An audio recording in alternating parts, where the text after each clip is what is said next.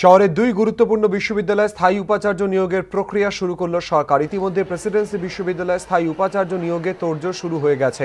সরকার জানিয়েছে 15 ফেব্রুয়ারি প্রেসিডেন্সির উপাচার্য মালবিকা সরকারের মেয়াদ শেষের আগেই শেষ হবে স্থায়ী উপাচার্য নিয়োগ প্রক্রিয়া। যাদবপুর বিশ্ববিদ্যালয়ে বর্তমান অস্থায়ী উপাচার্য অভিজিৎ চক্রবর্তীর কার্যকালের মেয়াদ শেষ হবে 27 এপ্রিল। তার ঢের আগেই যাদবপুরেও স্থায়ী উপাচার্য নিয়োগের প্রক্রিয়া শুরু করে দিল সরকার। শিক্ষামন্ত্রী জানিয়েছেন, ইতিমধ্যেই সার্চ কমিটির প্রতিনিধির নাম চাওয়া হয়েছে আচার্যর কাছে। প্রতিনিধির নাম চাওয়া হবে যাদবপুর বিশ্ববিদ্যালয়ের কাছেও। তৈরি হচ্ছে, আমরা প্রসেস শুরু করেছি। মানে সেটা কিভাবে আমরা মাননীয় আচার্যকে বলেছি, আপনি আপনার নমিনি পাঠান, উনি তো চেয়ারম্যান হবেন, আমরা আমাদের নমিনি দিয়ে দেবো। ইউনিভার্সিটি যাদবপুরকেও বলবো, আমরা বলিনি এখন, খুব শীঘ্রই বলবো, ওনারটা চলে এলেই বলবো। Permanent vice chancellor. হ্যাঁ, পার্মানেন্ট ভাইস চ্যান্সেলর।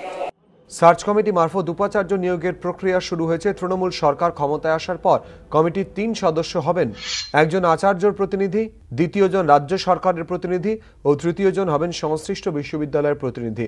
সেই অর্থে সার্চ কমিটি মারফত যাদবপুর বিশ্ববিদ্যালয়ে স্থায়ী উপাচার্য নিয়োগ হয়েছিল, কিন্তু উপাচার্য পদ থেকে পদত্যাগ করেন খড়গপুর আইআইটি থেকে আসা সৌভিক ভট্টাচার্য।